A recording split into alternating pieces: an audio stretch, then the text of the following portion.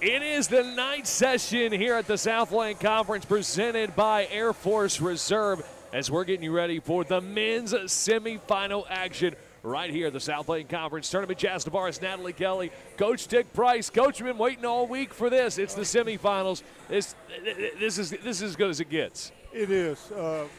Corpus Christi and the Islanders in Corpus Christi and the Lumberjacks and Stephen F. Austin are two teams that's capable of beating anybody in our conference. I mean, you got to come with your A game if you're going to be able to compete or even have any kind of success against across the board. They've got good depth and they also have good talent. Exciting game to watch. We've talked about it, and before we take a break, there's about 4 or 5 teams that could have won this league, and you could have said everybody could have had a chance. You obviously had a chance to win this league. It's as deep as it's ever been, and this semifinal, the final 4, I guess you could say, is going to be the best it's ever been. Right, you talked about the depth of the Southland Conference this season. So many great teams. These two teams, this matchup is what we've been waiting for, and the following one afterwards. Really great basketball. Really excited for tonight. It's going to be a lot of fun. We're going to have you leading up to tip-off here tonight. Of course, traditional broadcast. We got linear television in town tonight. ESPN, you can have all the action coming up for you tonight. We're going to continue to break this one down.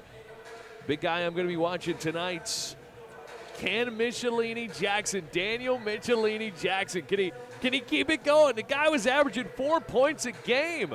Is it possible to go on a Cinderella run on your own?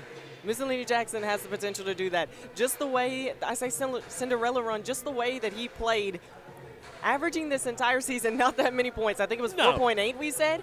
4.8 points, and in yesterday's contest, he closed out the game 28 points. But not just 28 points, his effectiveness, 10 of 12 from the field, 5 of 5 from the three-point line, 3 of 3 from the charity stripe. He was incredible. We're going to continue to break this one down. We got the national anthem. We're going to take a quick break. When we come back, we'll continue getting you closer to tip-off here tonight. It is semifinal number 1, Texas A&M Corpus Christi and Stephen F. Austin. We'll continue to break it down when we come back here to the Southland Conference Tournament.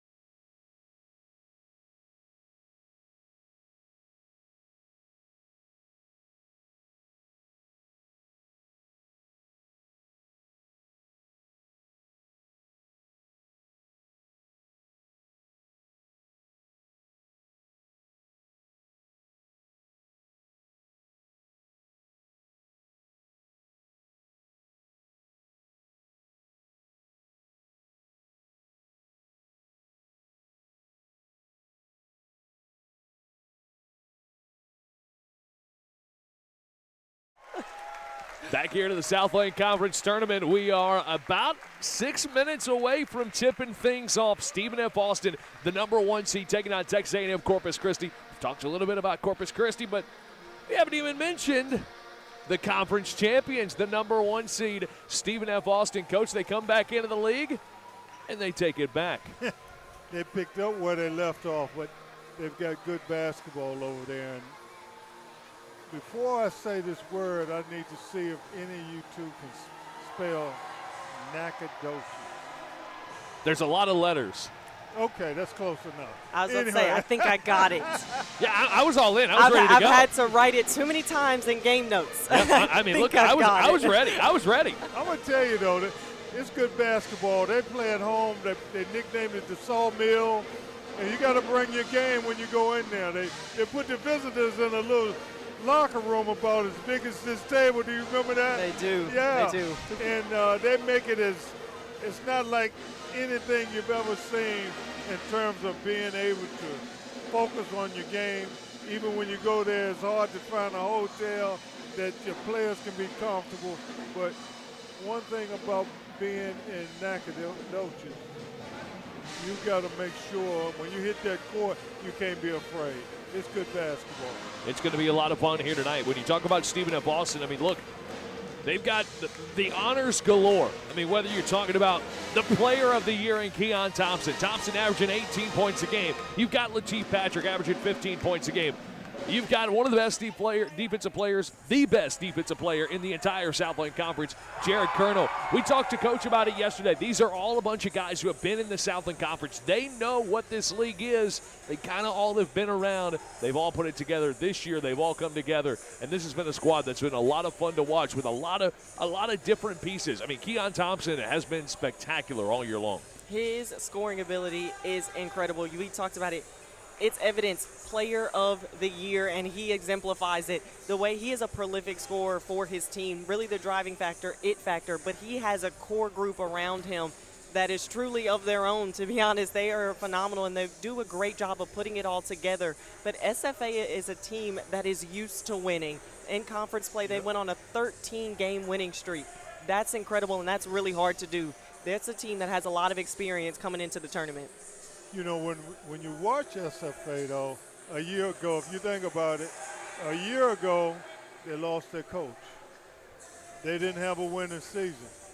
Now, all of a sudden, they're winning, got a new coach, a whole mindset has changed, and Keon's got a lot to do with it. Yeah, look, Coach Matt Brower in his first year has done a tremendous job. Again, and I told him this yesterday, his ability to put together this roster of guys that have been around this league for a while and get everybody together and then buy into his philosophy. You just don't see that a lot in today's game of college basketball. So many guys that know this conference so well, buying into a first-year head coach, the way they've done has been really impressive to me. Well, I got to give credit to the athletic director to be able to find the right fit for that athletic department.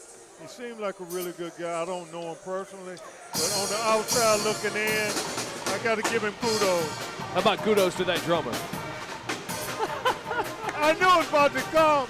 You knew it was about to come. On it. All right, Texas A&M Corpus Christi. Look, I think if they want a chance, they want a chance to pull the upset per se in this matchup, the 4-1 matchup. Look, they're going to need big games from guys like Shabano. Shabano's going to have to, I think, show up big. What can you get from Daniel Michelini-Jackson? That is the biggest key. Coach said he was the big dummy that hasn't played him enough this year. The guy goes out and scores almost a 30 ball last night. Can he duplicate that? You need role players to stand up. And we're talking so heavily on his offense, and yet he also led the team in rebounding with 8 rebounds. Michelini-Jackson was everywhere on the floor last night for Texas A&M Corpus Christi. He was electric for them. And we just talked about how the game was electric overall. It was a great contest. We're expecting the same thing tonight. Michelini-Jackson is the kind of player, though, if he gets it going, he can be a very dangerous weapon for them. I'm excited to watch this team, but I'm like you guys. I like the coach. You know I'm going to mention that, but he is. He's an excellent coach. Yes, and he's done a good job of making sure that he put the pieces together. So they put them in the winner's circle. Texas A&M Corpus Christi, Stephen F. Austin. We're going to have everything for you halftime. We're going to have everything for you postgame, and then we'll get you ready. RGV and McNeese. That is the game of the semifinals in a lot of people's eyes, and we'll have it for you right here tonight. All right, we got less than a minute. Coach, what's it going to take to get the win tonight for either of these teams? I think team defense for either one of them and the ability to dominate the boards. I think for SFA, it's just playing your game. You have consistently shown that you know how to win.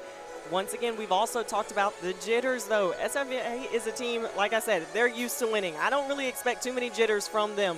From Texas A&M, Corpus Christi, I believe you have to, once again, like Coach said, you have to dominate on the boards like you did in last matchup. We've talked so much about the role players. For me, it's for Stephen F. Austin stars. Keon Thompson, Lateef Patrick. Let those guys go to work, and Stephen F. Austin will find himself in the championship game coming up tomorrow afternoon. All right, traditional telecast, not on ESPN+. It's on the U. We're on linear television. Kevin Fitzgerald, Mark Wise, they're going to have all of it for you on ESPNU. Get over there right now. We'll have everything for you halftime and postgame. Enjoy the game, boys and girls. We'll see you at the half.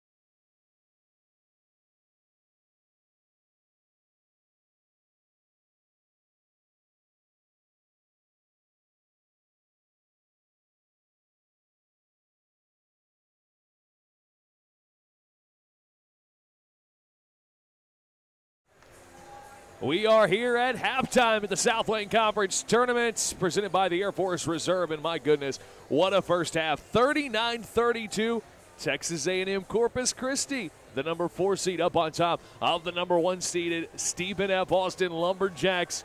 Holy smokes, guys, what a first half. It was just as we anticipated. What? Exciting, all around, electric, all around. You just see the level of competition that the Southland Conference has to offer right now in that matchup, a physical matchup like we expected once again. Yeah, I agree with you. When you see these two match up, the way they're getting after each other, you know, I really thought, in my mind, Corpus would be a little bit tired from last night. They seem to have so much more energy. Second half, you got 20 more minutes. You see how bad they really want it. I said in the pregame that I thought for Corpus Christi, you know, guys like Shagbanyo and Houston were going to have to step up, and so far they have, both of them with 9 points to lead the way for Corpus Christi. That has been really big for them. You see the confidence and the grit that Shagbanyo has in this contest. Made a bucket, and he turned around and he said, "I'm here." That was a crucial for Texas A&M Corpus Christi. For one, you see that their leader is hungry to, once again, like we said, it's March. He's wanting to extend his time here. Bring you through this game a little bit. Look, Colonel early on, not known for his scoring, more for his defense. Aggressive early on, attack the baskets, 3 straight trips down, goes 1 for 3. But Stephen F. Austin didn't shoot it well to start this one. Just 1 of 7 to start. I looked down at my live stats. About 6 or 7 minutes in, they were shooting just 20%. They've upped that to 40%. Certainly have gotten better as the half's gone along. And they're a team that is easily getting to the rim, but like you mentioned, just not able to finish. Yeah. Well, when you look at both teams, though, I thought that Corpus is getting in transition a little bit more, too. And Stephen F. is not locating them or even stopping the ball. They're getting in the frame a little too much to be able to be a contender in this ball game. Talk about those turnovers. Texas A&M Corpus Christi has actually been pretty loose with the basketball.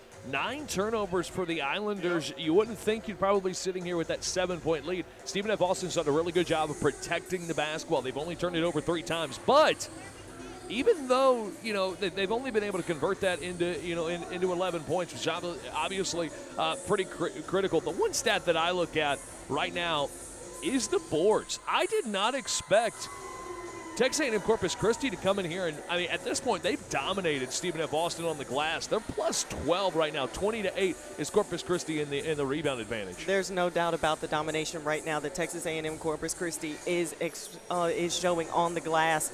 But we talked about it for Texas A&M Corpus Christi. That was a key to the game. They have to box out. They have to put a lot of emphasis on the boards, especially with SFA not finishing around the rim. That could give the Jacks a little opportunity to have some second chance opportunities, but Texas A&M Corpus Christi has done a great job of limiting them to just 1 chance around the rim.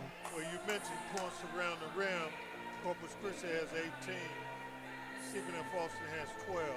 That's a big factor right there. That's a big part of it. Yeah. Well, the biggest factor right now is if you're tuning in, you're like, wow, Corpus Christi's got the lead. That's a little bit of a shock.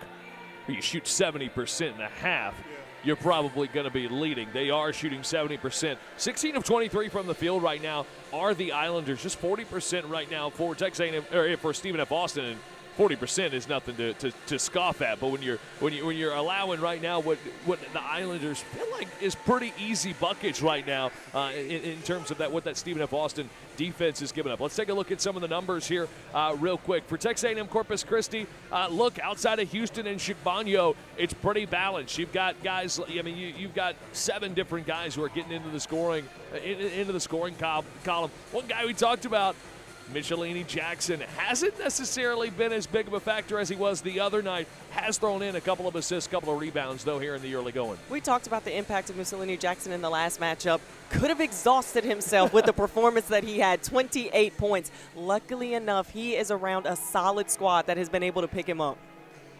You know, when you look at stats, individuals, what they're doing, how they're contributing to their team getting to the winner's circle, I'm looking at Corpus. it's been a total team effort in this first half. Yeah, I'm with you. Look, they've been able to create open looks that have been pretty impressive. You know, whether that's driving and kicking and finding the open buckets, transition points, I think has been a big key too. It has. Texas A&M Corpus Christi has done a great job playing in transition, which has allowed them to open up a bunch in for their shooters, but also their bigs have done a great job of matching the physicality of SFA. That is one of the big things that leading into this contest, some could say was a bit questionable. SFA is a physical team, and yet Texas A&M Corpus Christi seems to be embracing it. Well, they got to match that physicality with a will to compete. And right now, it's unusual for us to even second guess Stephen F. Austin not competing, because that's what they've lived on all season long. Every time Stephen F. Austin has chipped in a bucket or made a little bit of a run, because look, when you look at who's led for the most part, I mean, look, Stephen F. Austin, they've kind of gone back and forth. I mean, for the most part, though, the Islanders have led for the most part of this game. 13 minutes of control for the Islanders, just 2.5 minutes for Stephen F. Austin. It feels like every time it feels like the game is starting maybe to slip a little bit, and Stephen F. Austin's making that run back at it. I've been so impressed with Texas A&M Corpus Christi's ability to immediately follow a couple of made buckets from SFA immediately with a run of their own. We've seen numerous already in this game, 6-0, 7-0 runs. I mean, look, they finished the half on a 7-0 run, did the Islanders.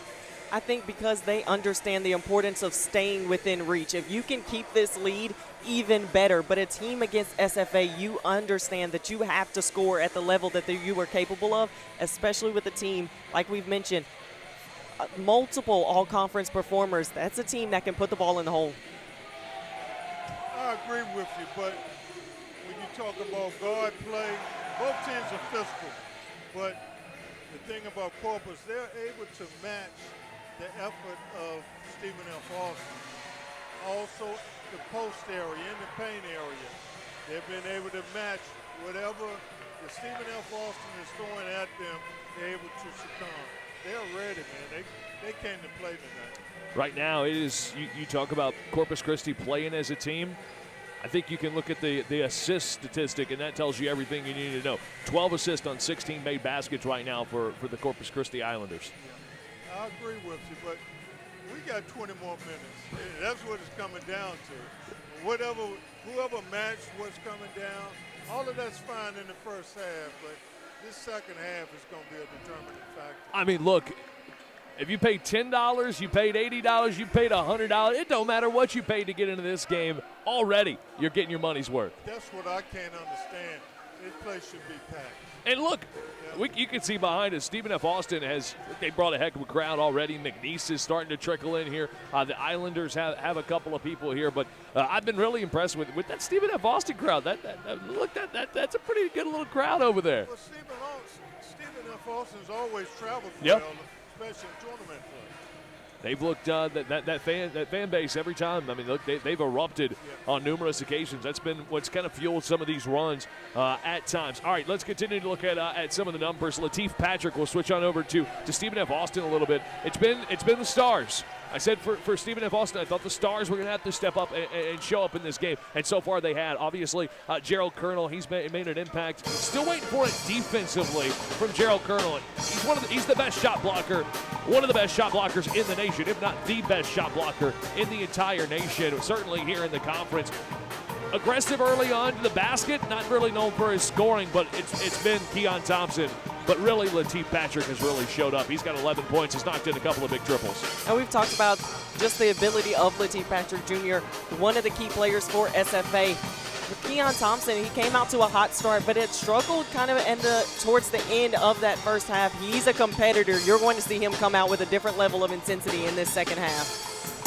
The intensity level's got to be across the board, though. Keon is a good player, but he's got to lead them and talk to them. He's got to be the leader in that locker room before coming out on the floor. Or whatever the effort level is, That's what the whole team's got to bring. Yeah, look, it also just can't be those two guys either. They've got to find it, whether it's Shotakanovic coming in, and Shotakanovic obviously hit a big triple, but it's got to, Cam Burton and so on. Some of these other guys have got to step up, I think, for Stephen F. Austin if they want a chance to pull this one out in the end. And that's always been the strength of SFA, their depth, their depth. strength in numbers, but not just the bodies that they have, the power that they have within those players and their capabilities. They're all-around scorers. They're a three-level scoring team. Like we mentioned, just wasn't able to see it as much closing out that first half. I agree with you. But when you look at both teams, though, they've all been in the weight room. You can tell. Some big bodies, Coach. Yeah. Some big bodies, Coach. It's not like you're going to get anything easy because you're going to get bumped coming across the paint. I mean, at the end of the day, though, you got to be able to get through all of that physicality stuff. There's got to be some mental toughness, too. Basically what he's saying is they don't look like me out there. We know that. All right, Coach, I know we've only got a couple of minutes. Before we get to the keys to the second half, I want you to talk to me defensively if you're in that Stephen F. Austin locker room because, look, Corpus Christi shooting 70%. They're 16 of 23. They're 5 of 7 from behind the arc. Defensively, if you're Coach Brower, what are you telling your squad right now? I'm telling my squad, first contain dribble penetration, but when the shot go up, you got to contest those shots. You cannot be still in the stands when people raising up shooting. If you give them a target to shoot over, maybe that'll drop maybe some of the shooting percentage. But also you got to make sure that you shut down the paint. They scored in the paint a little bit too often on drives and post stuff. So you got to do a much better job too in the paint. Corpus Christi up by 7, 39-32, 30 seconds. Keys to the second half. What's going to take to get a win? For SFA, I think you need to go back to that smothering, stifling defense that you had early off in the first half. It kind of dropped off as the game went on. But for SFA, you need to pick it up just overall. That same energy and effort that we normally see from you, you've got to bring it. For Texas A&M Corpus Christi, I think you just have to continue to control the glass and take care of the basketball. You have to do the little things versus a team like SFA. Coach, keys in the second half. We got our friend Dave Simmons used to coach. Oh, yeah. Back then. Oh, yeah. Good to see you, Dave. Coach, finally, keys to the game. Got 15 seconds. Be a tougher team. Yep. You got to know now what you're stepping into. You got to play like you don't want your season to end. Everything has got to be all out, all or nothing, and then you got to have good depth. Your bench has got to produce. All right, we will be back in the post game. In the post game, we'll have pressers, all of that stuff. We'll have a reaction, everything.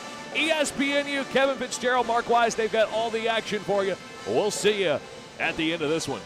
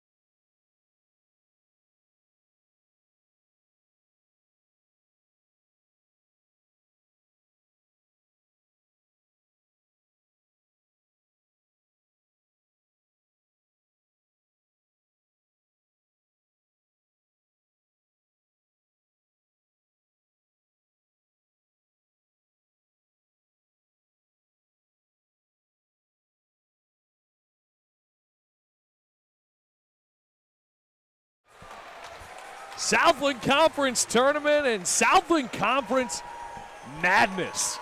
What a game to open up the semifinals. 60-58, Stephen F. Austin holds on to get the dub. Coach Matt Brower, initial thoughts. You're able to survive in advance. Yeah, look, we were really bad the first half defensively. I think we probably just tried to do a little too many different things instead of just really honing in on what we did, and we probably game planned a little too much. But man, credit to our guys. They came out the second half. They fought like crazy. Our intensity defensively was incredible.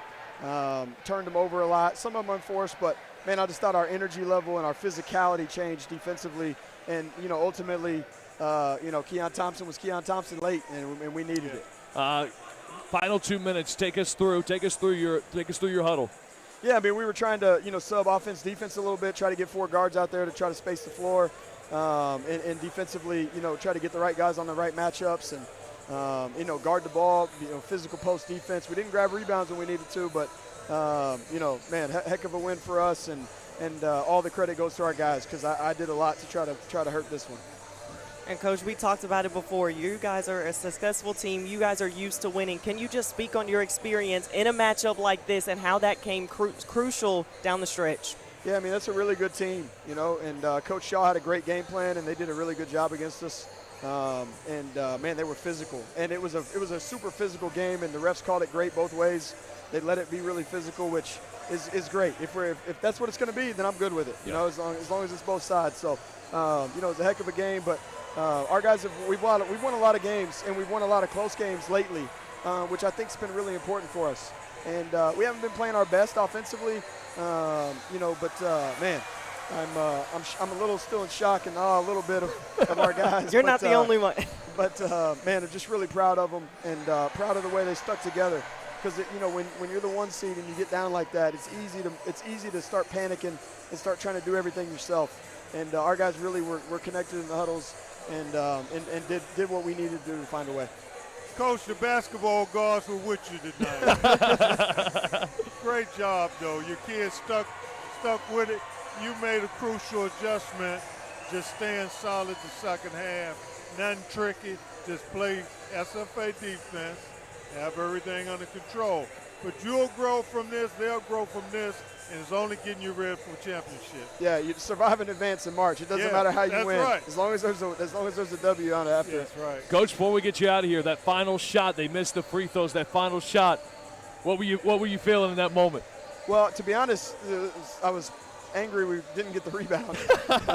And we were trying to get our guys in there, but as soon as he shot it, I did think it was left, so I thought it was good, but man, it's not something you want to see very often as a head coach is giving up an offensive rebound on a free throw and a shot in the air to beat you at the buzzer. That would have been tough. Year 1, you're going to the title game. Congratulations, Coach. Maybe we'll do it again tomorrow. Yes, sir. Appreciate you guys. Thank Championship game tomorrow. Stephen F. Austin. Congrats, man. They have already punched their ticket to the title game. Appreciate Coach Matt Brower for stopping by. 60-58.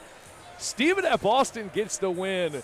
If you like a great college basketball game, we got one. The Southland Conference has done a good job getting TV deals. They've had CBS Sports Network. They've had ESPNU. I'm so glad that game was on linear television for the national audience to see. And you got discount tickets. Why not come by and fill this place up? Place was rocking today. Yeah, that's right. It was a good basketball environment. What a game. What a game. Look, it came down to it. The final couple of minutes, it was kind of back and forth throughout. We talked about it. Defensively, it wasn't Stephen F. Austin's game in the first half. Yeah. The defensive intensity completely switched. Completely different team defensively. First half to second half. It was a 7-minute scoring drought for Texas A&M Corpus Christi. What was the biggest difference you guys saw defensively from Stephen F. Austin first half to second half? One, they were switching a little bit in the first half. Second half, they just stayed solid. Yep.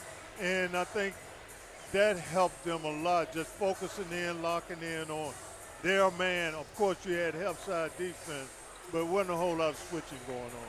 And I think a lot of times we think of the scoring of SFA. One crucial moment that stood out to me, and you said it earlier in that first half, the challenge that you wanted to step and challenge Colonel. He stepped up with a big defensive stop, got a big block that helped SFA to get the ball back on their offensive possession. That was huge. You are the defensive player of the year, and in that one possession, you truly showed the impact that you have on your team. From the defensive player of the year to the player of the year. Big-time players make big-time plays in big-time moments. Tie ball game. Corpus Christi with the basketball. Chance to take the lead. Keon Thompson.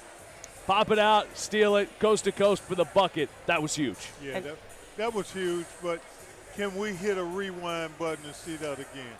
That was incredible, and Yeah. we're going to get it again. Yeah, We're going to get a second huge, We're going to get a second semifinal matchup between McNeese and Rio Grande Valley. That, look, I don't know if it's going to top this one. If it does, grab your nitroglycerin pill. Is all I'm going to say. Because holy smokes. We've had a great day of basketball. Every game has been good, but you just talked about the production of Keon Thompson. We talked about a little bit of a slow start in that first half, but he woke up in that second half, and he became the monster that we are used to seeing. Second half, Keon Thompson, 16 points. He finishes with a game-high 24 points. And look, in that second half, you mentioned it's kind of a slow start. I mean, he still had 9 points, but still a little bit of a slow start in the first half. 7 of 9 shooting in the second half. That was huge for them. Big-time players make big-time plays in big-time moments, and the player of the year did that. Alongside another dynamic duo that you have at Lateef Patrick Jr., he stepped up for SFA as well. Overall, I just feel as though SFA had better overall contributions from other players in that second half that you didn't really get in the first. Look, and you also look at what Keon Thompson's able to give you. It's not just scoring. He pulled down 6 rebounds.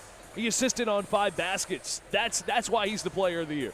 Yeah. He was so big in this game. It wasn't only him. Lateef Patrick, he had a tremendous first half, scoring his first bucket of the second half didn't come until about the 5-minute mark in a spot where they really needed it. Tie ball game. Lateef Patrick comes in, gets the bucket. He finishes with 13, 2 of 6 from behind the arc, pulls down 6 rebounds, and you mentioned it, Gerald Colonel attacked the basket early, didn't go back to it. He pulled down 2 rebounds. They might have been the 2 biggest of the game.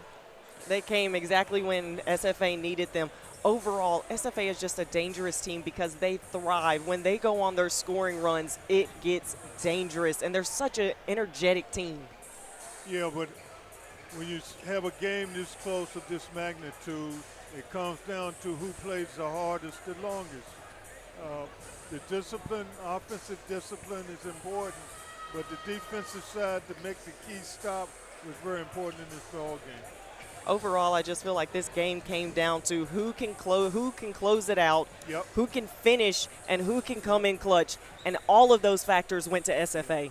We had talked about it at halftime. I don't know if I've ever seen a team shoot 70% or better in a game of this magnitude and a half. Obviously, Corpus Christi came down to earth in the second half. It was a struggle there in the first little bit, and that started with their turnovers. We talked about the defensive intensity from Stephen F. Austin. It was a 12-0 run for Stephen F. Austin. An early basket for the Islanders, and then an immediate 12-0 run. They're able to come out, take the lead, but it was 5 turnovers that really was able to get Corpus Christi, or really get Stephen F. Austin back into that game, and it all started again on the defensive side of the basketball. And we talked about against a team like SFA, you have to do the little things. Taking care of the basketball is crucial. But overall, SFA, just a phenomenal team overall. You know, there's only 2 options, and that's either to make progress or make excuses. So, at the end of this contest, I thought that Stephen F. Austin made progress tonight because now they got a big game. You put them to, maybe give them something to eat, put them to bed, let them get some shots up in the morning, but they got to get ready to go. And forget about this game tonight quickly. You know, Coach, take me into it a little bit because obviously Stephen F. Austin, they're going to get a couple of more hours rest than whoever the winner is of this game. How big is that part of it? It's huge.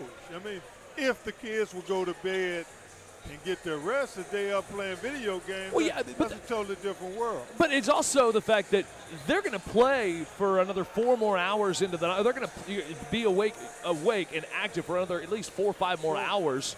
They may only get a couple of hours rest before you got to turn around and you'll do it again tomorrow afternoon. Yeah, well, they'll go to bed. There'll be a curfew. Yeah. They'll get something to eat in the morning. But these kids are young. They can't stay up all night, and they're not machines. But if they get their rest, they'll be ready to go. They're machines like you. But just speaking on it, I guess. You said you must have been talking about the curtain behind me.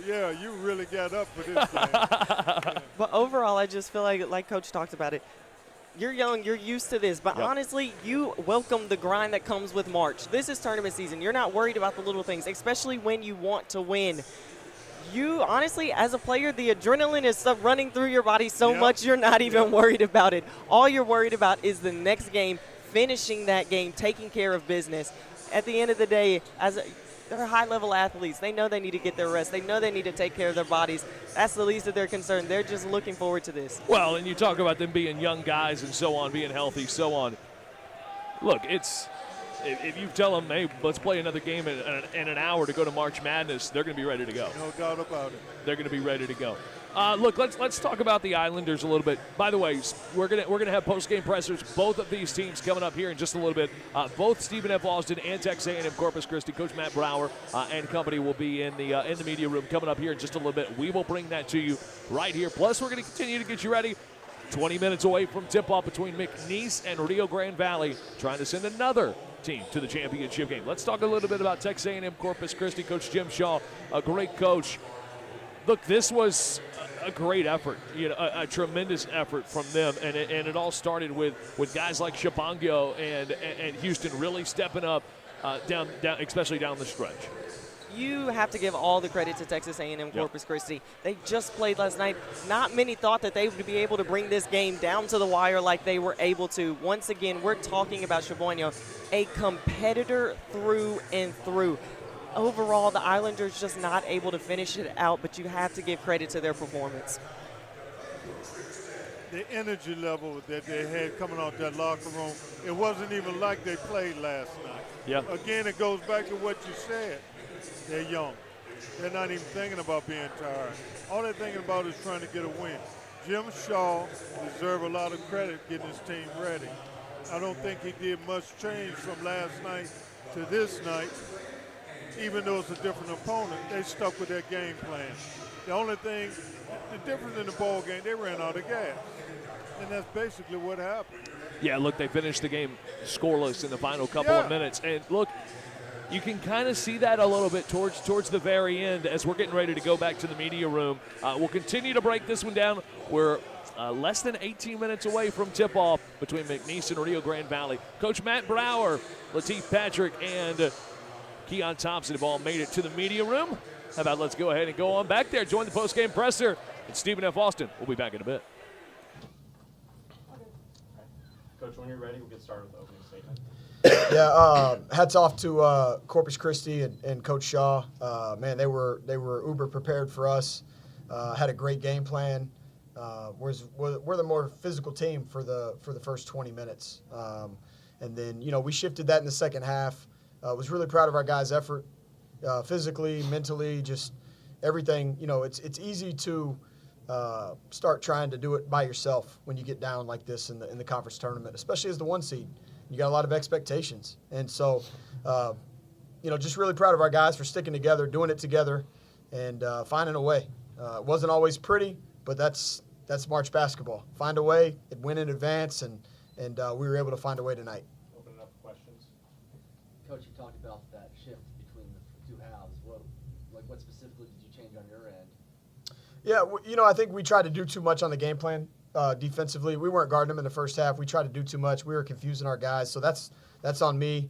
And so we changed that second half. We just went right back to what we do, and really challenged physically. To me that was the biggest change for us. Besides some of the X's and O's stuff, was just our physicality was so different. And we really matched and exceeded theirs in the second half, and we ramped up our pressure and turned them over, and so that was really the change at the halftime. Keon, 24 points for you. What were you feeling coming into this one tonight? Just be aggressive and just be myself. Obviously, play within the team game plan, but also play off my basketball instincts. Get everybody else involved while also be able to look for my shots as well. But overall, I was just out there playing basketball at the end of the day. Coach, near the end of the game, when it was, say, 6 minutes and under, when it was could go either way, was it a contra-strategic move to have the offense go through Thompson? No, I mean, the offense has pretty much gone through both these guys all year, and our guys know that. We went 4 guards a little bit more than we have to try to space a little bit more because they were really clogging the paint. And I thought that opened up the paint a little bit, and obviously Keon made some big plays, and big baskets. But there wasn't necessarily a strategic change other than the 4 guards because the ball is going to be in these 2 guys' hands late, and everybody in the world knows it. So, but good question. Keon, take us through that final play with the steal and the score. Just a lot of adrenaline, I'm sure, in that moment. Just your thoughts on that. It was under 2 minutes ago. Obviously, I think they got a stop where we turned the ball over or something. I don't remember. But Muhammad's on the ball. I have great confidence in him. Houston has been going left for the last couple possessions. But that was just basketball instincts. Obviously, playing the gap as we practice, getting in the gap, make him pass the ball to the corner, and go play 2-on-1 on the other end. Coach, 5 of 10 from the free throw line, is that at all concerning to you? Or? No, not at all. I know we'll make it when we need to, and we'll get there more tomorrow, I would assume. So I thought it was a really well-called game. I thought the officials let it be really physical, which is great. As long as it's physical both ways, then I'm good with it. And so I thought it was beneficial for both sides because they want to be physical defensively, and so do we. So no concern with the 5 for 10. We make them when it matters. Latif, you had some fans travel here tonight. Were you able to draw off that at all? Yeah, always. I mean, kind of is an away game for us, obviously, here at McNeese and stuff. So, I mean, them being here, giving us the support kind of helped us as much as we needed to. Exactly. Big stops, momentum swings and stuff like that. So everything was good. Coach, what kind of momentum do you take away from winning the second half but going 0-4 from downtown? It's a great question. I think the momentum you learn from winning close games in March is what's most important, and getting that experience. We've won a lot more close games lately, and so I think that's been good experience for us down the stretch. So just got to keep that in perspective. Obviously we did some things that we still could have lost tonight. We got to learn from that. But the experience and the togetherness of winning close games in March, there's nothing like it. So it's definitely a good one for us moving forward. Your thoughts on kind of the same subject of how close it was, despite the disparity on the boards and with turnovers, but you were able to keep it close.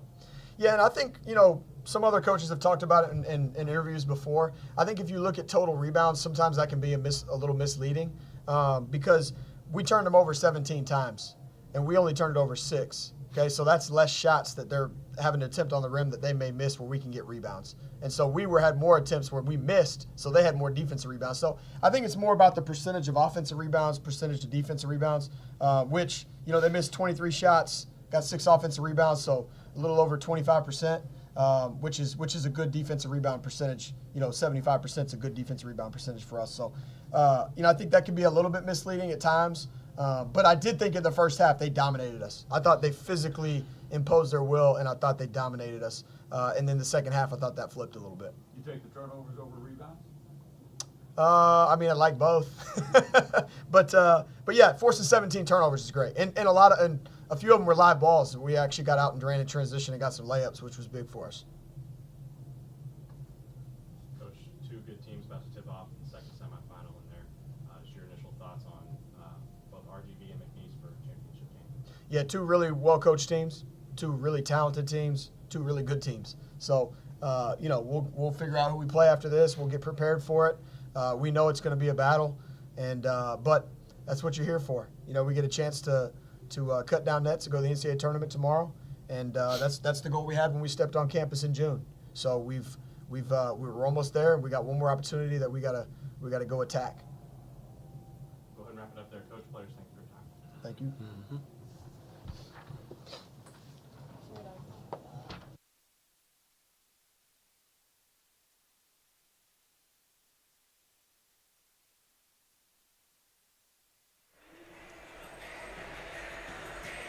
Back here at the Southland Conference Tournament courtside, and we're getting you ready for semifinal number 2. One of them's already in the books. It was a slim 2-point win for Stephen F. Austin. They are off to the title game. Let's turn our focus. McNeese, Rio Grande Valley. This is the matchup we said we've been looking forward to. These two teams have already played one time, twice. They've already split. This one should be just as good as that first one. We are counting down the minutes to prime time TV. And that's honestly what you could have said for these last two matchups. It has been, once again, a great day of Southland Conference basketball. A matchup between these two teams. They match up pretty well between these two teams. Once again, I really believe it's going to come down to the boards. I think it's going to come down to the boards, too. The effort, board work, the ability to just play through some mistakes, locking in and making sure when their bench is involved, get the bench involved, too. The bench just can't sit on their hands. They got to be encouraging their teammates. It'll be interesting to see how McNeese handles a guy like Philip Brankovich, who was really good last night, but obviously playing on day two. They played a lot of minutes yesterday. I feel as though in these matchups, it's been the teams that have came back for the second day and had to play, and yet they've still had a lot of energy. Once again, I think it proves into the fact that coming into this game, you're the team that has had the chance to shoot on these rims. You've had a little bit more experience running up and down the court. A lot of times the fatigue hasn't played a part. We did see it a bit versus Texas A&M Corpus Christi. It hit them down the stretch. Willing to see if UTRGV can push through that. All four teams that has played or will have played tonight have some toughness about them. It's none of that swagger, pretty boy stuff. All of them are just tough-minded guys who really trying to get to the winner's circle. That is it. Quickly, we will have Texas A&M Corpus Christi. They will be in the post-game media room coming up here in just a little bit. Not quite there yet for Coach Jim Shaw. Still about 8.5 minutes away from tip-off. They actually have made it to the media room. Quickly, update for McNeese. Javon Garcia going to get the start after missing the last couple of games. He is in the starting lineup tonight for Coach Bill Armstrong and company. Texas Rio Grande Valley McNeese coming up in 8 minutes right now. We're going to go to the media room. Coach Jim Shaw is back there. We'll see you at the half. Whenever you're ready, Coach. Yeah, unbelievably proud of our student athletes. Battled with the regular season champ, and shout out to Coach Brower and his student athletes and his staff for a great college basketball game that was showcased how good of basketball there is in the Southland on national TV. But to get back to our guys, just incredibly proud of them, not only for tonight's battle, but just how they've come to work and had a genuine love and connection for each other, which is hard to see in today's college athletics and today's society. They really genuinely had a connection and a true bond, and continue to get better both on and off the court. But disappointed in the outcome, but overall proud of our student athletes.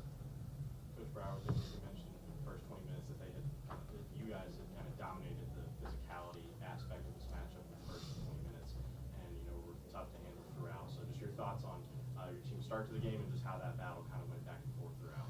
Yeah, we had 3 amazing battles with SFA, and it was kind of that way. One half was we came out with a level of physicality, and the other half, I thought their pressure got to us. Obviously, having 17 turnovers probably was a little bit of a difference in the game. But we told our guys we had to come out with a level of physicality. We had to be the aggressor, take the fight to them, and I think our guys did that in the first half, and we were able to, get the 7-point margin at half. But you got to give credit to Coach Brower and his team in the second half. The pages turned a little bit. It seemed like throughout the game, or throughout the second half, every time that they tried to create some separation, you guys were able to find an answer, whether it's Houston or Chuponia, with making shots down the stretch. Just talk about your team's resilience and responding, going against the #1 team in the league, but still, having an answer for every punch they threw. Yeah. Our guys made some tough shots. D.A. Houston, Nick Chabongo, like you mentioned, just were able to make some timely shots, so they couldn't get too big of a separation. I think their biggest lead was 5 points, so we were always within striking distance. But these guys, that's what it goes back to. They're tough dudes. Our student athletes are tough. tough people, both on and off the court. They do a great job in the classroom, and so it's no surprise that they have the resiliency to stick in there and go toe-to-toe with the league champs. Coach, obviously not the results you wanted on those final two possessions. What did you make of those two possessions from your vantage point, and how Stephen F. Austin was able to obviously play some great defense on the first one, and then you guys just came up short in the second one? Yeah, they, Stephen F. Austin, by all the analytics, is the best defensive team in the conference. We ran a middle ball screen. They ran into drop coverage. Stunted at the ball from the corner. I think Houston was going to pass it to the corner, and they were able to stunt and still get a steal on that possession and go down and score. And then we had a end of game in-line out of bounds play, to get a middle ball screen to get downhill, and we're able to get the foul and get the free throw line. So I was happy with that execution, but overall we had 17 turnovers. We shot the ball well enough from the free throw line until the last two, and then from the field to win, we just had too many turnovers. There's too many empty possessions that we didn't get a shot up, but it wasn't from a lack of trying. We also had 14 assists on 22 made field goals, so there was a lot of good passes and good things that came out of those possessions as well. Obviously, a lot of guys disappointed. Imagine after the game, they're frustrated, especially in the post-loss defense. What did you tell them to kind of keep their spirits from getting? Yeah, well, I just told them, for one, I'm proud of them, that we love them, that I'll put my name on them from here on out because of the way they handled the day-to-day process of the program.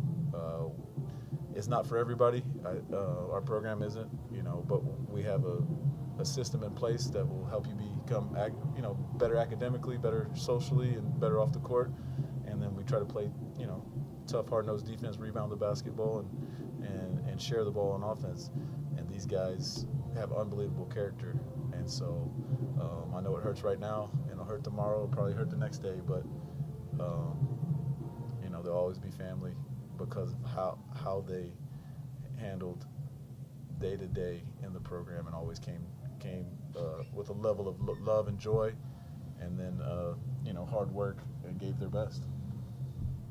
Anything else for Coach? Coach, your program consistently has been in the upper tier of this league. Your thoughts on the progression of the conference as a whole, and how the depth of this league has grown? Yeah, great question. So I've been here 5 years, 3 as the head coach. Coach Steve Lutz I was fortunate enough to come with him in 2021, and quite honestly, the league was on its relatively last leg. There's eight teams, and I think Nichols won the conference championship with Coach Clonch, and it was probably, there's 32 leagues at that time. It was somewhere around 29th, and now in KenPom it's 18th or 19th. Two teams that could quite honestly win a game in the NCAA tournament, in SFA and McNeese, and UTRGV continues to get better and better. But it's a tribute to the Southland Conference, Commissioner Grant, all the administrators, because administrations win championships, all the administrators that put so many resources into men's basketball, and then great coaches that have gone out and recruited really good players. It's just by KenPom, it's I was in the Sun Belt, and at one time the Sun Belt was better than Southland, and it's flipped, and we're right up there with the Mid-American. You talk about Miami of Ohio, and they deserve going 31-0 at large bid, but there's a couple teams in this league go toe-to-toe with them on a neutral court. It's a really good mid-major league that keeps on getting better and better, and so that's not good for job security, but it's a tribute to all the teams in the Southland Conference, their administration, their coaches, and the Southland Conference office. We'll go wrap it up there, Coach. Thanks for your time. All right, thank you all. Appreciate y'all. Y'all do a great job.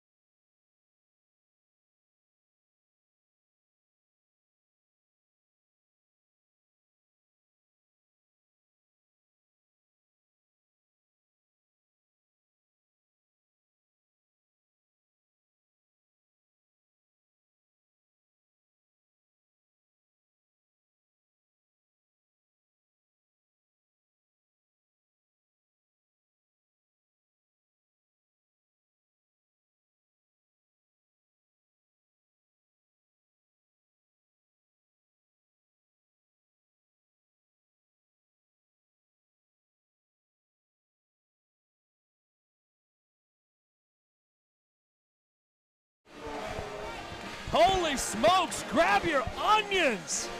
What a night at the Southland Conference Tournament. It's 11:37 on a Tuesday night. We're getting ready to turn it to Wednesday morning. And we just finished triple overtime, first triple overtime game in Southland Conference Tournament history. And McNeese hangs on to get the win 84-80. Coach, take a quick deep breath. Ooh. Holy smokes. I need an oxygen tank. I think you might. I think your AD might need one too. Coach, we all do, man. Coach, take us through the final couple of possessions. I would say take us through some of the game, but there's so much of it. There's so much to break down, man. All these guys just fought. All you need to know is that was two teams just fighting it out. Yep. Just a battle, man. And both teams deserved to win that game. Both teams gave everything they had.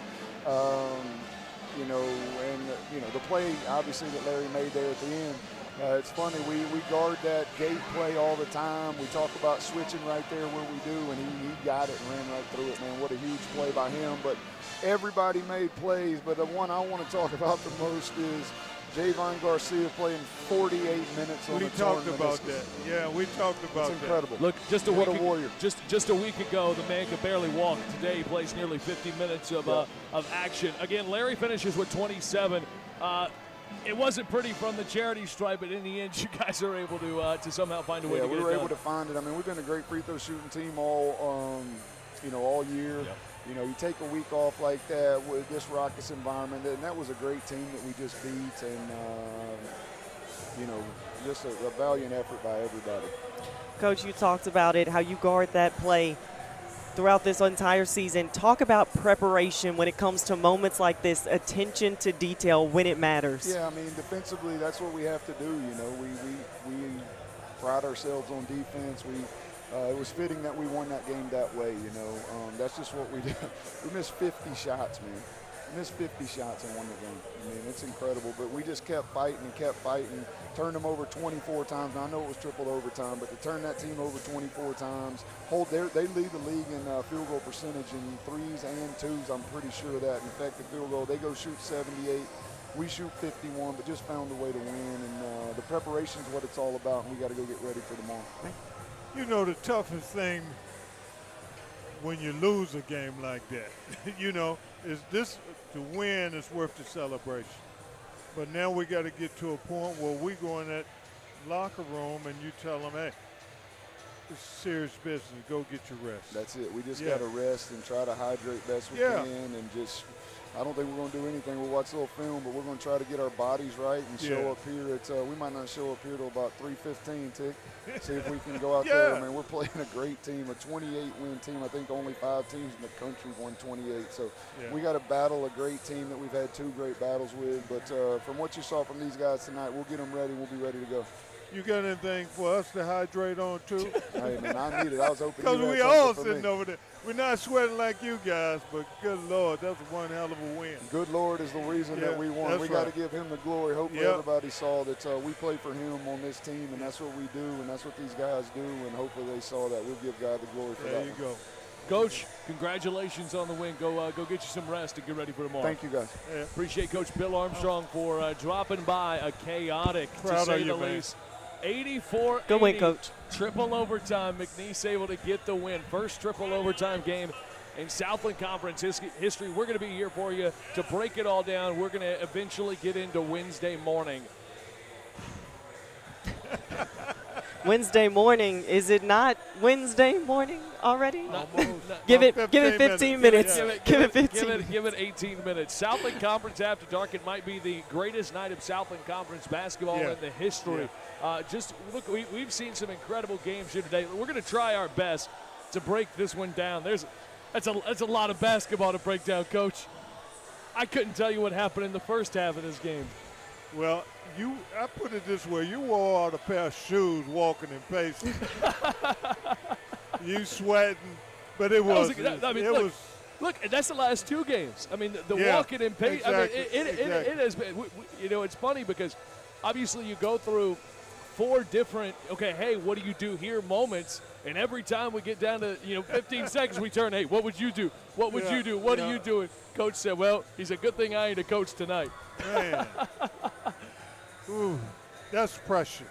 especially for young folk that's never been through that fire like that. But today, it'll help them grow up for the next game. They just got to get their rest and get ready for tomorrow. You've talked about it. You know, there's it's March Madness and it's March Sadness. There's sometimes, you know, you hate to see teams lose in games like this. You know, I mean, look, Rio Grande Valley, you have to really tip your hat to them. They played one hell of a basketball game, and they come out after playing a day ago. Not only do they play a whole game, they play a game and a half. And look, they didn't look tired from even in the end of it. You know, obviously they fouled a couple of guys out, but a tremendous effort. I was super impressed with Coach Winnell's squad. But he talked about it, toughness. Yep. And once again, we saw it in UTRGV down the stretch. This is a team that fought through the adversity. You mentioned it. And it's not just – it was key players that fouled out in this contest, all conference cotton. That's what I called him down the stretch, because he showed up for UTRGV when they needed it. When they needed a bucket, he provided it. Fouled out late in that contest, but he was the driving force for the Vaqueros. Let's take a look at some of the individual numbers here real quick. We'll start with McNeese. Obviously, multiple guys in double figures. As a lot of guys are in double figures. When you score 164 points, somebody's going to be in double figures. Larry Johnson obviously finishes with 27. The fascinating thing about Larry Johnson is through really the second half of that game. We talked how aggressive he was and how good his offensive game was there in the first half. Second half looked a little timid, but overtime came. And he seemed to turn it on. He had about 14 points there in that overtime period. In overtime, he became Larry Clutch Johnson. He showed up for them every time. He's a player, we talked about it, freshman of the year, and we see why. He's a prolific scorer, but down the stretch in overtime, you didn't just see his scoring. You saw his defensive capabilities as well, and he was able to help them gain that win with that steal. Cotton obviously finishes with 20. McGee with 17. McGee made a couple of really big threes down the stretch. That was the biggest part in the first half of this game, was McNeese's ability to keep Rio Grande Valley off of the three-point line. You knew they were going to hit them eventually, and they certainly came there in the second half. And obviously in overtime as well, they ended up knocking down 10 three-pointers, all coming in the second half and beyond, outside of one. So look. Just a tremendous basketball game. I mean, one that I don't know if I'll ever forget. I don't know if you'll ever forget it. Coach, I don't know if you'll forget it. No, it's hard to forget. You sit and watch a game like this, I mean, this is one everybody will be talking about for a while. One heck of a ball game. One heck of a ball game. In this matchup, it's both teams forced each other to make big-time plays. Yeah, I mean, look, you think about it, and down the stretch, it was McNeese up maybe a bucket. It was McNeese up 2 scores. It was Rio Grande Valley up 5 points at one point there in the double overtime period, able to fight back, get a couple of breaks, and able to get to go their way. Somehow find a way to tie the game up one way or the other there in the end. It was coaches always say it, the will to win. Yeah. That was what it was tonight. Yeah. I don't think there's a single person in this arena who can say that their nerves are not shot right now. Yeah. It doesn't matter if you're rooting for the blue team. It doesn't matter if you're rooting for the orange team. It doesn't matter if you're a fan of college basketball like we are. Your nerves are shot. I mean, that was I don't know if anybody's nerves are more shot than McNeese AD Heath Schroyer. My goodness. Somebody had to get him off the court there for a minute. This game gives new meaning to grind now, shine later. That's what it comes down to. But these kids made plays when they had to. I wasn't sure if they could pull it off because it took a lot of heart. Yeah. And they did show a lot of heart. Talk about heart. You can't talk about heart without, as Coach mentioned, look, Javon Garcia. That's a guy who hasn't played for McNeese in a couple of weeks, and I mean, look, I told you, just being around, and he was on crutches, about a week and a half ago, couldn't walk, so on. He's been out since that Corpus Christi game, and he showed up and played, darn near 50 minutes today. If that's not the will to win, I don't know what is. And you talked about it. He's their leader, and he showed that tonight. Like you said, all the minutes that he played, yet he contributed as well. You were someone that we mentioned you would get the ball in his hands because that's how much of a leader, but also how much trust that you have in him. Last season, he was the player of the year. Once again, he's shown it in the way that he was able to lead this team and also showcase fighting through adversity. Stick around as we get to Southland after dark and Southland early morning, I guess we are, in 13 minutes. We are going to have post-game pressers from both of the head coaches, Coach Bill Armstrong and Coach Cahill Fennell. We'll hear from both of those coming up here in a little bit. Our championship game is set, y'all. Stephen F. Austin and McNeese, 1 versus 2. This is the matchup a lot of people thought it was going to be from about the middle part of the year. They played twice. Both of them have gone. Both of them have been tremendous game. Both teams winning each on their home floor. If it is any testament to this game, we have a lot waiting for us. Look, you know what's crazy, and it sounds even more stupid now. We sat here in the post-game show of getting ready for this game, and we said, hey, you know, if this game lives up to the next game, you know, grab your nitroglycerin pills. I think we needed the nitroglycerin pills a long time ago, Coach. Well, this is what college basketball is about. Absolutely. We'll find out in less than 24 hours. Coach, you coached a long time. You ever coach in a triple overtime game? No. But it's nice to watch. I can't even think about, even imagine what it'd be like to coach in 3 overtimes. First triple overtime in Southland Conference tournament history. Yeah, but it's worth it when you win. Now, if you're in that other locker room, you're sitting there thinking, I'm proud of you guys. You know, you put forth great effort, but we fell short. And so with that being said, you know, it's another group in the other locker room over there that gave all they had. Both teams did. But it hurts real bad when you lose that kind of game. And look, Coach Cahill Fennell has done just a phenomenal, fantastic job at Rio Grande Valley. They have completely flipped the script. And, you know, we continue to go back to that McNeese game, you know, when they were, you know, 2-8 in the league, we're not playing well. They flipped the switch. You know, they figured out what worked offensively for them, bought into the system that Coach Fennell has. And, look, we also talk about their depth. I mean, their depth is the reason that they are as good as they are. Brankovic stepping up. That was a guy that, for Rio Grande Valley, just to get back into this game, I think was probably their biggest player. I mean, look, you see McGee, he was able to knock down the triples, but all of that started early with Brankovic early in the second half. I know that's a long time ago, but Brankovic being able to work down inside, some nifty no-look passes. You and I sat courtside and talked about those nifty no-look passes to find open triples, open three-pointers, and that was able to and that all started with Brankovic. And we talked about going into from the first half to the second, the adjustments that Brankovic needed to make. Yep. I think he did a great job realizing McNeese was stifling in the paint. When he made that adjustment and started using his versatility out around the perimeter, he started knocking down some threes. But you also talked about his ability to also be a facilitator. He got McGee in the game. McGee was able to knock down some threes. He was crucial down the stretch. Certainly was. Again, Larry Johnson, he ends up being the star in the end, finishes with 27 points, a couple of really critical buckets. Look, you get in those overtime periods, obviously Javon Garcia goes down. He's a little banged up towards the end. You know, DJ Richards not in the ballgame, Jarrell Colbert. So a couple of offensive threats not in the ballgame for McNeese. And you go, okay, not a whole lot of offense here, but you got Larry Johnson. You got Larry Johnson. Yeah. And he showed up for you truly. But just overall, just so much that this team, we talked about it, just the balanced scoring that they have, that's what it was able to help them carry out this matchup. All right, looks like Coach Bill Armstrong, Javon Garcia, DJ Richards, the mouth of the South, DJ Richards, back there in the media room, getting you ready for McNeese in the post-game presser. We're going to go ahead and send it back to the media room. Here's Coach Bill Armstrong. Give me my steals, Coach. They give you yours? They don't give. I have one steal. I had to deflect all those balls, and then they get them, and they give them to Larry. Don't, bro. That's really what happened. That's what happened for sure. Coach, first, just one of the greatest games in the history of the Southland Conference tonight. Your opening statement, thoughts on the game? You know, yeah, I'll be honest with you. What did we play? 55 minutes. 55. I'm not very good at math. Is that right, Jim? Yeah. 55 minutes, man. I've never been a part of anything like that. Just a heavyweight fight. 2 really good teams going at it, back and forth, back and forth. Both teams refusing to lose. I don't know how many people fouled out or were out because we had some cramping issues going on. It was just a war of attrition, and these guys found a way. Just so proud of these 2 beside me. They came in and said that they don't ever want to lose a game in the Southland at home on that court, and to this point they haven't done so, so we're going to keep fighting. Open it up for questions.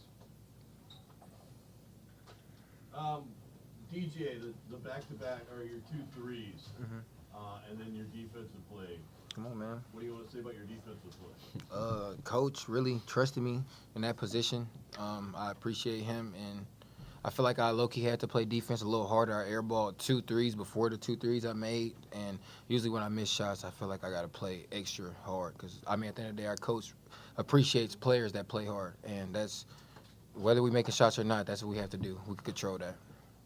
What's it say for you guys to be here? And you said you're 48-1 on the floor, but you're 35-0 against Southland. How important was that to keep that tonight?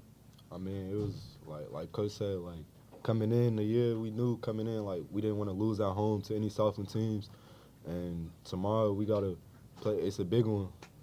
I'll tell you how important it is to these guys and how important it is to both these guys on my left and my right. This man right here on my left missed the last 3 weeks. Hadn't practiced with a leg injury. Just did everything he could to come back for this moment. And then I was watching his minutes. I only played him 48 plus. I mean, I've never seen anything like that. If you guys had any idea, I mean, if you saw him, he was dragging his leg a week ago. Couldn't walk, and comes out here. I mean, again, I don't want to get emotional, but I mean, he's a warrior. He's a warrior, and this guy beside him is his brother, and did everything he could with him every day. They're always together every second, and DJ just fired him up like he can do to get him going and get him ready. And in the end, they made big plays to help us win this game, and it means everything to them. Hopefully everybody saw that tonight. And after missing a good amount of time, being in this atmosphere, I mean, like you said, playing 48 minutes, triple overtime, all of that energy, what was it like to be a part of that, come out with a win? I mean, just like I don't know, Coach getting me a little emotional, but I ain't gonna lie, like coming in, like we fought, like everyone fought. I feel like Coach said, everyone made a play today, and we found a way to win. It took a while, but every play we needed, every play mattered. Like, so we can't take that for granted. And tomorrow we got a big one, so we're just gonna get ready. Like Coach said, get iced up, and get ready for tomorrow. For each one of you guys, 3 times they had to look at the basket to win a game at the end, and 3 times you held them. What does that say about your guys, your defense, and your commitment to this? I feel like we got to give all the glory to God. I feel like they have really good players. We played really good defense, but they were still scoring while we were playing good defense. They're a really good team, bro, and we have to give respect to them. And their coach knows how to put his players in the right situation and make them excel. And I mean, man, we just got to thank God. Coach called the people and put them out there, and they made stops. They got stops. So man, that game right there, I have a lot to say usually, but right now I ain't gonna lie, I'm still thinking about every moment I seen the left-hand layup, the floater, and the left-hand layup by the Washington. So, I mean, that game was just unbelievable. I'm gonna watch it like 2 weeks from now. How telling is it for you in this program to have 24 turnovers and win with a turnover? Yeah, I mean, that's who we've been all year. We lead the nation in turnovers force. We lead the nation in steals. So to win the game with a steal on a play that we talk about all the time and a lot of people don't run, but we talk about how to switch that gate play, and Larry switched it to perfection and ran through it. What a phenomenal play he made. This group, we started June 1, and our motto's been embrace hard, and that's what they've done. That's what they've done for 32 games for 10 months, and they did it tonight over and over and over again.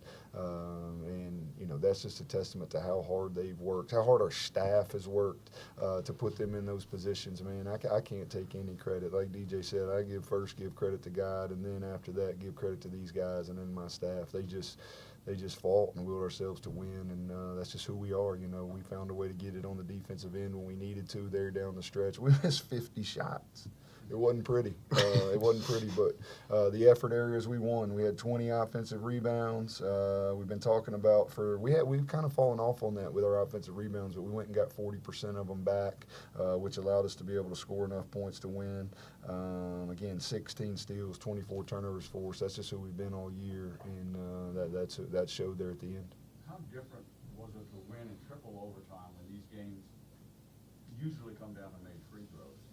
I can't remember a time that they didn't make back-to-back I'm talking about Rio. Yeah. And you still win even though they made pretty much everyone. Yeah, he shot 92% in overtime, 12 for 13, whereas we were 7 for 13, really got into our legs. And we're a really good free throw shooting team, as are they, but, just tonight we were a little bit off, really pertaining to everything shooting the ball. Outside of the stats stayed true and tried and true, didn't it? If we shoot over 25% from three, we win. We're down 20-0 when we do that. So we found a way to make enough shots, and now we got to go get some rest, get as much of our legs back because we play a great team tomorrow. We got to find a way to make at least one more than them. Any news on Tyshawn yet? It was just cramps. He just was way dehydrated. It got hot in there, and Tyshawn don't have a whole lot of meat on his bones, so when he starts that little bit, he does starts cramping. It's hard for him to get back, but he'll be ready tomorrow. He played 32 minutes, but he'll be very well rested compared to most of those guys. How's your leg? It's good. Would you have said it any differently if it wasn't? Nah, I'll tell you. You might not even see me up here if it wasn't. On a night when, like I said, free throws weren't falling and the double overtime, you nailed 2 of them to send it to triple. What was going through your head? Was anything going through your head? Ice in the veins? What was that? What was going through your head at that time? Just like breathe, take my time, and just knock the free throw down. Just know like we was in a close game. We needed to. Just made the free throws. Coach, a coaching perspective, I don't know what time it is, midnight. Have you ever experienced this kind of turnaround after a triple overtime, a game of this magnitude coming up with this short a period of layover, after a triple overtime and the energy of things? Not triple, we added one, but ironically I have. My last year at Link, we played prolific prep with A.J. DeBonson and 4 McDonald's All-Americans into a double overtime. And then we had to turn around and play at like 11 o'clock, I believe. It was a lot earlier than we get to play. So we had a few more hours, but it didn't go into triple. So we just got to go back and rest. It's about going and getting rest and getting our bodies right. We know what's going to be tomorrow. Tomorrow's just going to be an all-out battle just like tonight was. There ain't no X and O. We've played twice. We've played 80 minutes against each other, and both games were extremely close, so we know what this is going to be all about. It's just who wants it more. Couple more. You guys have both talked about your legacy and all that, and that's why you came back for this 3rd year to get 3 in a row. What does a game like this mean for that legacy, do you think, to survive this? It just add on to all the stuff that we've been doing since we got here. This game just came down to grit and just effort and just want to, and I just felt like at the end of the game, we was the toughest team. For the legacy, it's amazing. The crowd was amazing. The fans supported. So we just need that for tomorrow. One more.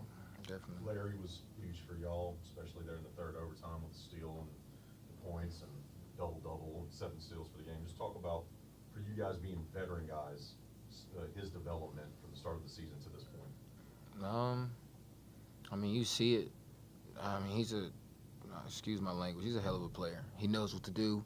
For him to be in the position that he is and, like, coach, like, almost like, just let him be himself and go out there. I feel like he handles that with maturity the right way. And he just plays hard. Like, he shot 29 shots, but that's probably because I think 2 of them Dumar's called and said we should put an asterisk by that record. He plays for a coach who let him shoot 29 times and miss 18 shots. Yeah, but still at the same time, like, I feel like some of those shots are from him, like, after he misses a layup, he's tipping the ball back over and over again. So, like, I feel like just his effort is really, like, undervalued. You know what I'm saying? We look at the points, we look at the dunks. Like, he does a lot of things throughout the game that helps us win. And I feel like that's what we respect the most. Therefore, when certain situations, when he shoots 29 shots, we probably talk trash and joke around with him. But, like, that's our brother. We love him to death. And we're ready to play tomorrow. All right, guys. Appreciate it. Thank y'all. Very well put, DJ.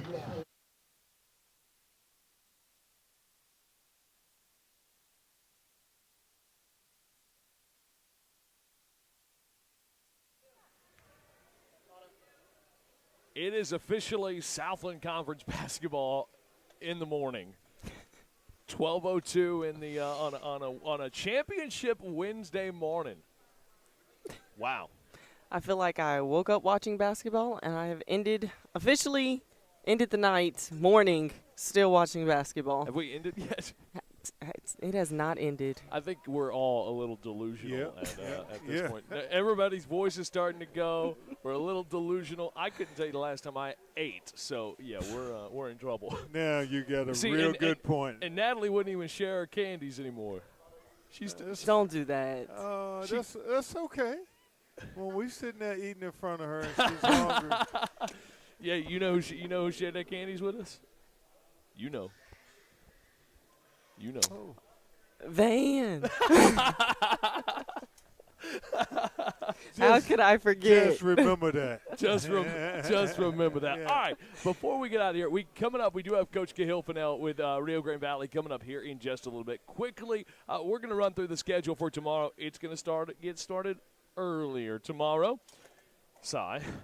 10:30 in the morning. This place may be rocking again in the morning. 10:30 McNeese. They're going to get underway. We get the 1 and the 2 seed going tomorrow as well on the women's side with some semifinal matchups. McNeese, they're going to take on Rio Grande Valley. Feels like we just did this. They're going to do that on the women's side. Lamar's going to take on Stephen F. Austin. It is completely chalk. 1, 2, 3, 4 on the women's side. And then championship game, 4 o'clock, ESPN2, right here inside the Townsend Law Arena. If you watch it on TV and you saw this place packed and rocking today, it's going to be even better tomorrow, I can tell you. Because, look, Stephen F. Austin had a tremendous crowd for their semifinal game. McNeese packed the place out. Tomorrow's going to be a lot of fun, y'all. Their fans did a great job for SFA showing up. All that we can expect. Once again, another packed house, an incredible crowd, another incredible environment. It was an amazing atmosphere. You know, when you watch these games like this, though, you can't help but, get so locked in, get so into it. You know, even though it's been a long night, still you can't forget how entertaining this game was. It was a lot of fun. Coach, Natalie, rest up. Rest up, because tomorrow is a championship Wednesday. Well, today is a championship Wednesday. I mean, we've been saying that to the players, but us ourselves, we need our sleep too. Yeah, I'm going to need that shot that they're going to have to give some of those players tonight. I'm going to need a little bit of something. I walked in with 2 energy drinks today. I'm probably going to walk in with a couple more than that tomorrow. Some espresso shots. Yeah. Maybe some other shots. All right, we're going to get out of here. Again, your schedule for tomorrow. Women's game, McNeese, Rio Grande Valley, 10:30 a.m. Lamar and SFA at 1 o'clock. And then the men's championship game, ESPN2, right here inside Townsend Law Arena. The number 1 versus number 2, Stephen F. Austin and McNeese. It's going to be some good stuff. All right, Coach Cahill Fennell and company, they will be back in the media room coming up in a little bit. Actually, perfect timing. Coach Fennell has just walked into the media room. We will talk to you guys tomorrow. 10:15, we'll be right back here on the YouTube channel. See y'all. Coach, whenever you're ready, you can start with opening statement. Hell of a game. You know, I'm sure for spectators there were some incredibly ugly moments of especially by us.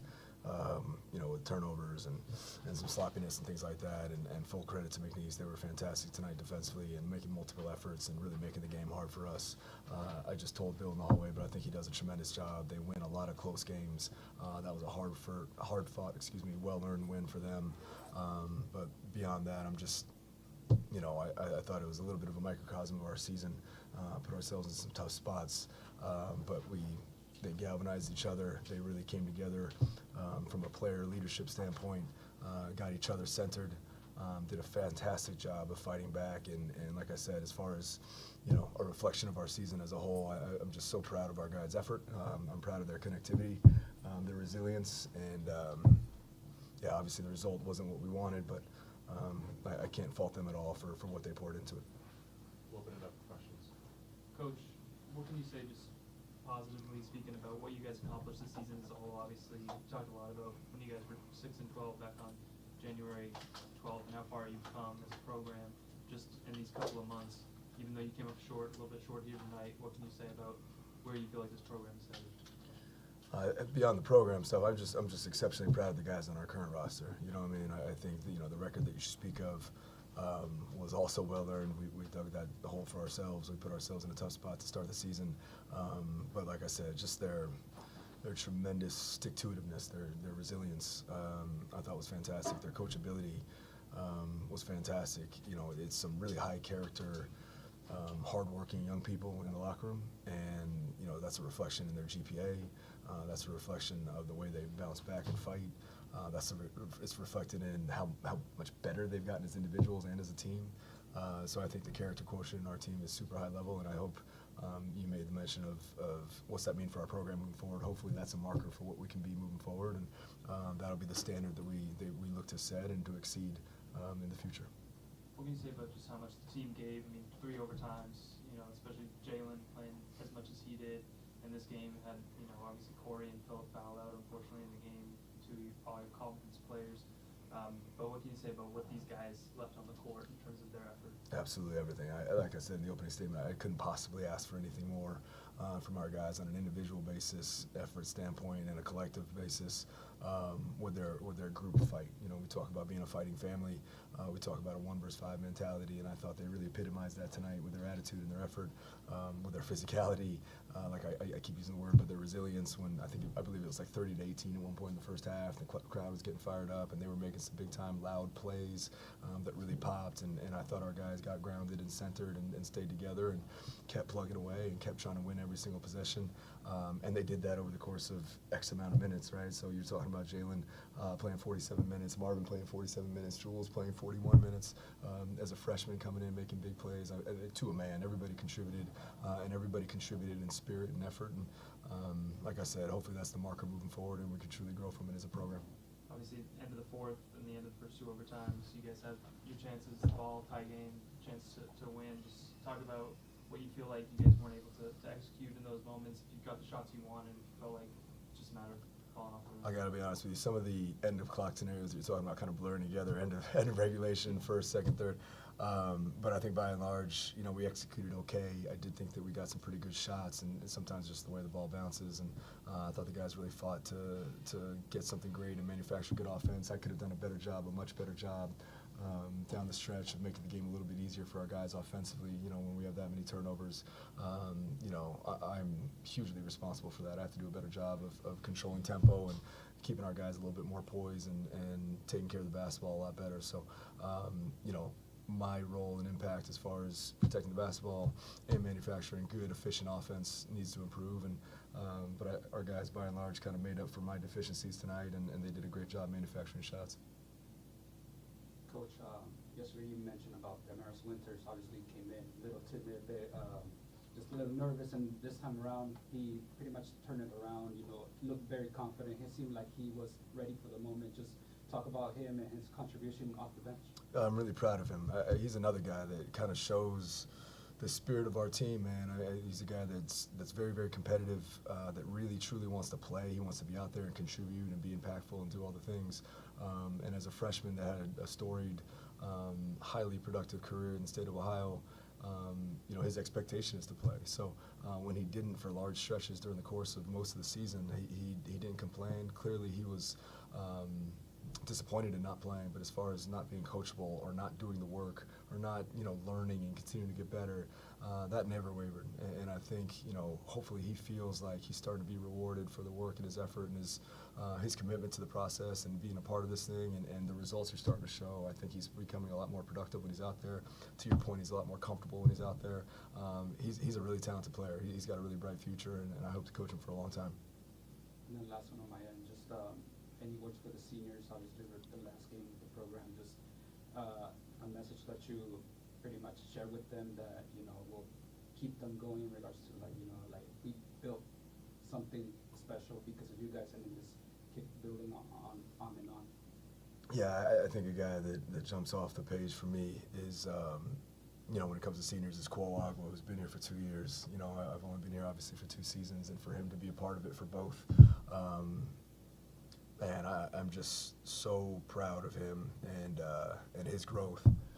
You look at, he started a lot of games last year, had some really big time moments for us last year, could have kind of shut it down playing with a shoulder injury at the end of the season, did not, stuck with it when, especially, when we weren't necessarily playing for anything at the end of the season, kept playing hurt, kept playing injured, kept playing when we're shorthanded and we had 7 scholarship guys, comes back this year.